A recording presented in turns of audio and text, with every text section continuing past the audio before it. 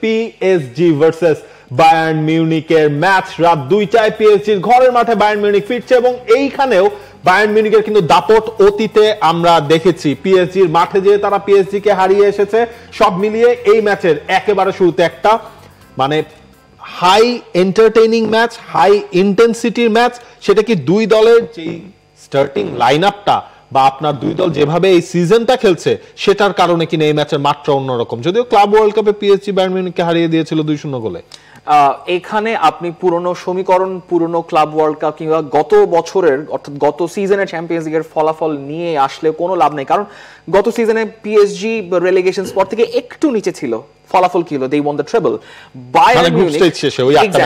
Bayern মিউনিককে ধরা হচ্ছিল এই দলটাকে থামানো যাবে না, প্রথম দিকে মোটামুটি হলো বোঝা যাচ্ছিল যে, তারপর তারা বার্সেলোনার কাছে হারলো, তারা ইন্টারের কাছে হারলো, তারা সম্ভবত পিএসভির কাছেও হেরেছিল। সো আপনি জানতেন না যে আসলে এই দলগুলো পরবর্তী বছরে কি দাঁড়াবে। সব মশার বিরুদ্ধে সুরক্ষা দিতে এলো বসুন্ধরা এক্সট্রিম অ্যারোসল, মশার বিরুদ্ধে এক্সট্রিম সুরক্ষা।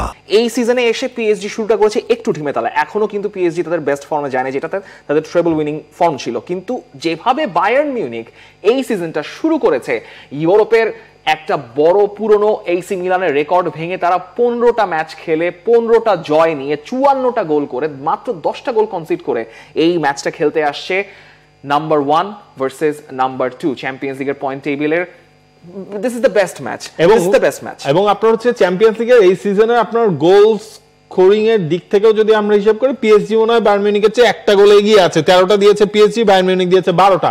তবে এই জায়গায় পিএসজি ডিফেন্স লাইনের জন্য আজকে বড় চিন্তা হতে পারে। বায়ার্ন মিউনিক তাদের যে ফরওয়ার্ড লাইন আপ রয়েছে সেটা এখন পিএসজির ফরওয়ার্ড লাইন আপেও তো হচ্ছে কি আপনার ওসমান দেমবেলে খেলবেন কি খেলবেন না সেটা নিয়ে অনেক কথা হচ্ছে। In fact Enrique last day press কনফারেন্সে তিনি বলেছেন যে দেমবেলে খেলবেন ফর শিওর, কিন্তু কতক্ষণের জন্য খেলবেন, তাকে শুরু করানো হবে কিনা এ নিয়ে আসলে মনে হয় ভিন্ন মত রয়েছে। সেই ভিন্ন মতটা কিরকম হতে পারে সেটা আমরা পিএসজির লাইন আপটা দেখলেই মোটামুটি বুঝতে পারবো। পিএসজির লাইন আপে কারা খেলতে পারেন সেটা একটা সম্ভাব্য 11 আমাদের কাছে আছে। আপনি দেখতেই পাচ্ছেন মার্কিনিওজের নামটা, তাকে হয়তো আজকে তার উপর ভরসা করা হবে, যেহেতু ইলিয়াস বার্নি নাই, হাকিমি মেন্দেসকে নিয়ে আলাদা করে কথা বলার কিছুই নাই তাদের মিডফিল্ড নিয়ে। তবে ফাবিয়ান রুইসের না থাকাটা একটা আপনি বলতে পারেন পিএসজির জন্য একটা বড় ড্রব্যাক, কিন্তু জায়ের এমেরি যে কোনো টাইমে ওইখানে ডেপুটাইজ করে দিতে পারেন, কারণ জায়ের এমেরি এই 19 বছর বয়সেই যে ধরনের ক্যালিবার তিনি রাখেন ফ্রান্স দলে, পিএসজি দলের জন্য দিস ইজ আনইমাজিনেবল।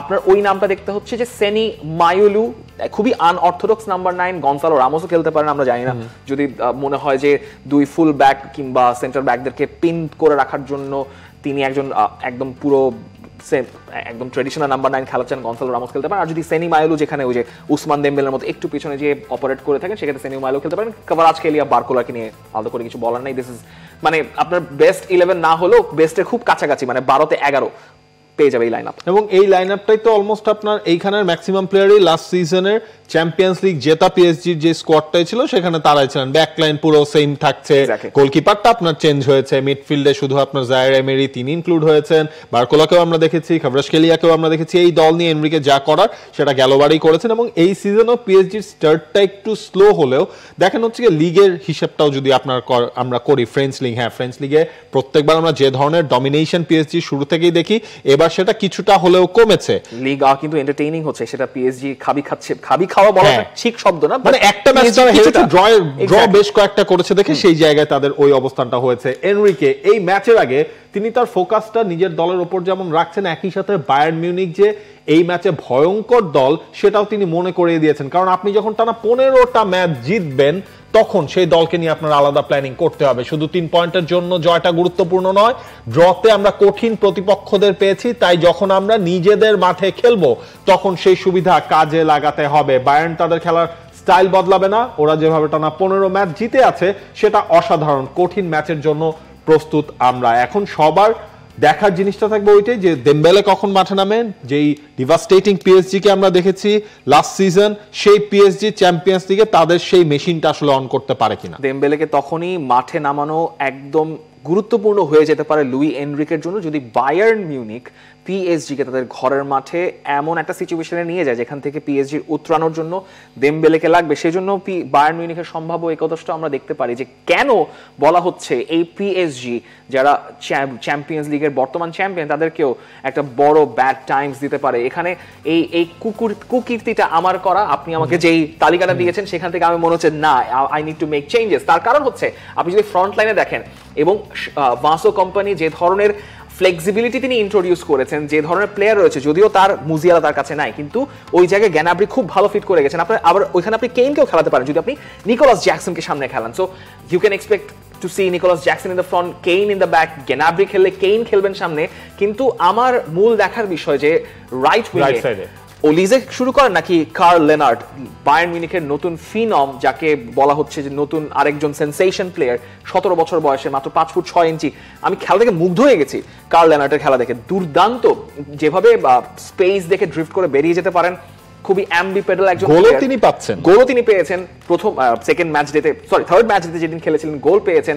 এইদিকে হচ্ছে আপনার ফুল ব্যাকটা নিয়ে আপনার একটু কথা হতে পারে যে সানেসিচ খেলবেন নাকি ওই জায়গায় রাফায়েল গেরেরোকে স্টার্ট করিয়ে মিডফিল্ডটা একটু ভালো করবেন। কারণ তাহলে যদি আপনি রাফায়েল গেরেরোকে খেলেন তাহলে আপনি তাকে মিডফিল্ডে উঠিয়ে পাভলোভিচ, কিমিক, গেরেরো কিংবা লাইমারও উঠে গিয়ে আপনাকে একটা ডিফেন্সিভ সলিডিটি দিতে পারেন। তবে Luis Diaz, Olise, Kane, Gnabry, Jackson, Lennart যেই খেলুন না কেন, মানে বায়ার্ন মিউনিখ আপনি ওইটা হিসাব করেন না, এই যে তাদের যে ফরওয়ার্ড লাইনে যে অপশনগুলো রয়েছে তারা আপনার সব মিলিয়ে হচ্ছে 25 প্লাস গোল তারা এই সিজনে করে ফেলেছেন।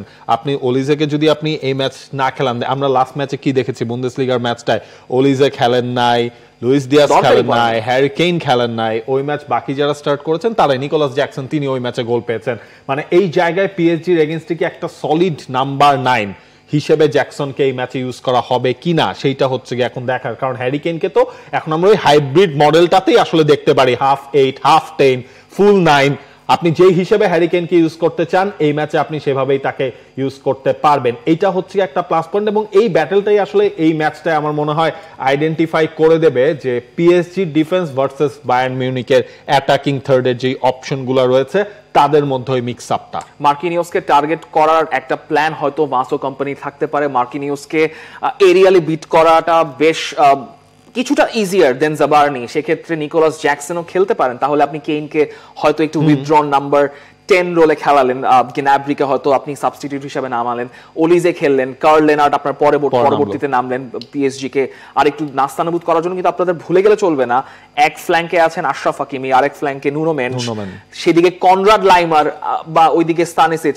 আপনি ট্রেডিশনালি হচ্ছে আপনার বল বাইপাস করবেন নাকি হচ্ছে আমি জানি না আসলে কিভাবে এই ব্যাটলটাকে আমি ডিফাইন করবো, বাট কনরাড লাইমারের ইনক্লুশনটা এই সিজনে কিমিকের সঙ্গে লাইমারের যে পার্টনারশিপটা দেখা যাচ্ছে মিডফিল্ডে, স্পেসিফিকলি যখন তারা মিডফিল্ডের রোল এক্সচেঞ্জ করেন, সেটা ডিটেক্ট করাটা, অর্থাৎ বায়ার্নকে আপনি কোন জায়গা থেকে প্রেস করবেন আর কিভাবে বল বাইপাস করবেন সেটা এখনো টিমগুলো বের করতে পারেনি। সেটা চেলসি ফেল করেছে, ডর্টমুন্ড ফেল করেছে, লেভারকুসেন তো পাত্তাই পায় নাই।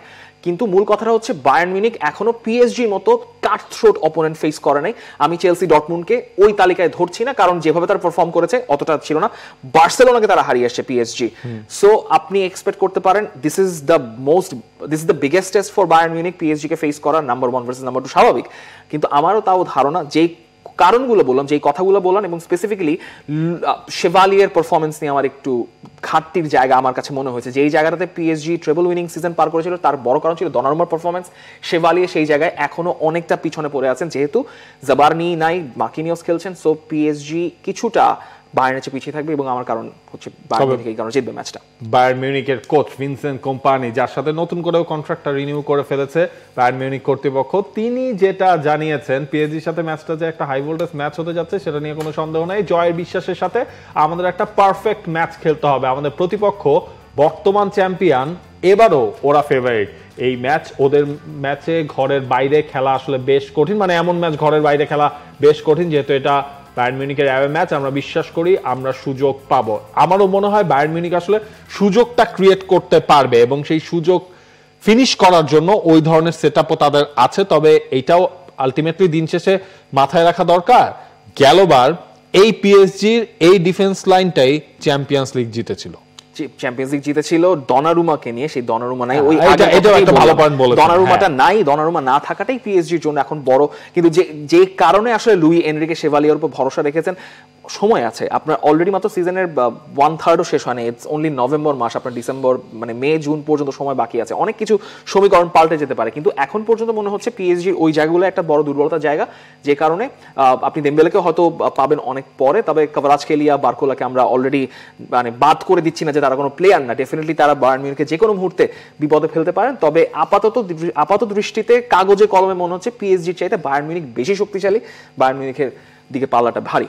এবং যতই হোক আপনার পিএসজির ঘরের মাঠে খেলা, সেখানে বায়ার্ন মিউনিখ শেষ 2বার যেই আসলে জিতে এসেছে, এবং পিএসজি এখন একটা মানে লজ্জার রেকর্ডের সামনেই দাঁড়িয়ে, তারা ঘরের মাঠে কখনো কোনো এক প্রতিপক্ষের কাছে আসলে 3টা ম্যাচ হারে নাই, যেটা বায়ার্ন মিউনিখের কাছে সেই সুযোগটা থাকছে। এবং আপনি লাস্ট 4 ম্যাচেও তো আসলে, যদিও সেটা এনরিকের আমলের ম্যাচ ছিল না, এনরিকের আমলেই তো এই পিএসজি আসলে কমপ্লিটলি বদলে গেল, সেই 4 ম্যাচে 40টা শট নিয়েও একটা গোলও আসলে বায়ার্ন মিউনিখের জালে পিএসজি দিতে পারে নাই। ওইগুলোও বায়ার্ন মিউনিখের কাছে একটা টনিক হিসেবে কাজ করবে। তবে দিন শেষে পার্ক দ্য প্রাস পিএসজির ঘরের মাঠ, পিএসজি তারা চাইবে এই ম্যাচটা দিয়েই বায়ার্ন মিউনিখের যেই রানটা রয়েছে, টানা 15 ম্যাচ জেতার যে রেকর্ড, সেইটা। For more updates, subscribe to our YouTube channel and click on the bell icon. Follow us on Facebook and Instagram. Download T-Sports app to enjoy exciting games and highlights. Visit tsports.com.